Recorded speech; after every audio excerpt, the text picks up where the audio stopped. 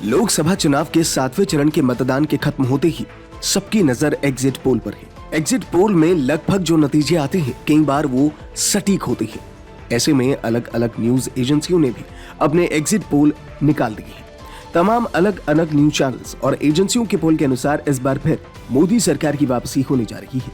अलग अलग exit poll के अनुसार इस बार एनडीए को 290 से 360 सीटें मिलने का अनुमान है। वहीं इंडिया गठबंधन को 120 से 160 सीटों के बीच मिलने का अनुमान है। स्वाभाविक है कि एनडीए इसे एकदम सटीक आंकलन बता रही है। वहीं विपक्ष और कांग्रेस की अगर बात करें तो एग्जिट पोल को वो मोदी एग्जिट पोल का नाम दे रही है, यानी कि ये एग्जिट पोल एक तरफा है। दिल्ली में भाजपा को सीट के नुकसान होते दिख रहे हैं। एग्जिट पोल के अनुसार दिल्ली में 7 में से 6 सीटें भाजपा को मिल सकती हैं, जबकि 1 सीट का भाजपा को नुकसान होने की आशंका है।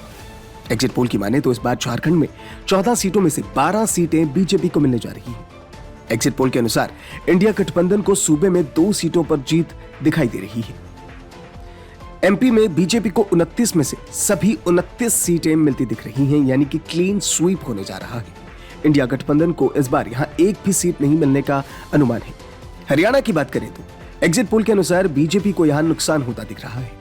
इस पोल के अनुसार एग्जिट पोल के 10 सीटों में से बीजेपी के खाते में 6 सीटें जाने का अनुमान है, जबकि कांग्रेस को यहां 4 सीटों पर जीत मिलने की संभावना है, यानी कि भाजपा हरियाणा में अपना नुकसान करवा रही है। एग्जिट पोल में बताया गया है कि गुजरात की सभी सीटें भाजपा के खाते में जाती दिख रही हैं। इस पोल के अनुसार यहां की सभी 26 सीटों पर भाजपा का कब्जा होने वाला है। एग्जिट पोल के अनुसार महाराष्ट्र में एनडीए को 33 सीटें मिलती दिख रही हैं।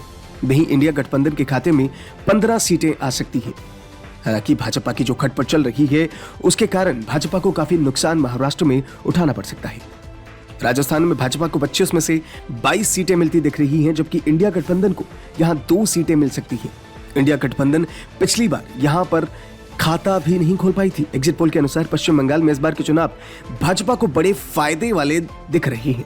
पिछले चुनाव में भाजपा को यहां 18 सीटें मिली थी, लेकिन इस बार भाजपा को यहां 24 सीटें मिलने का अनुमान है, जबकि टीएमसी को 17 सीटें मिल सकती हैं। चौंकाने वाला हो सकता है, उन्होंने 2014 की मोदी लहर को बिल्कुल सटीक तरीके से भांपा था। इन चुनावों में एनडीए के लिए 340 सीटें बताई गई थी, तो दूसरी तरफ यूपीए के लिए सिर्फ 70 सीटों का अंदाजा बताया गया था। जबकि नतीजे आए तब एनडीए को 336 सीटें और यूपीए को 66 सीटें मिली। कुल मिलाकर बात इतनी है कि जितने भी एग्जिट पोल हैं वो एक तरफा नतीजे दे रहे हैं, जिससे विपक्ष बौखलाया हुआ है।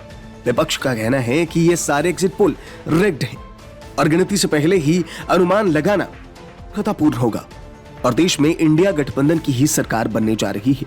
दिल्ली विधानसभा में चाणक्य ने आम आदमी पार्टी के लिए 31 सीटों का अनुमान बताया था, जबकि नतीजे सामने आए तो आपको कुल 28 सीटें मिली थी। 2019 के लोकसभा चुनावों में चाणक्य ने, जिसे कहा जाता है कि एकदम सटीक भविष्यवाणी करते हैं, एनडीए को 336 से 364 सांसद चुनकर आएंगे ये कहा था। दूसरी तरफ यूपीए के लिए 86 से 104 सीटों का अनुमान बताया गया था।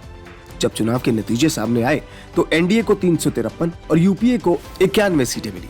अब देखना यह होगा कि इस बार के एग्जिट पोल कितने सटीक होते हैं।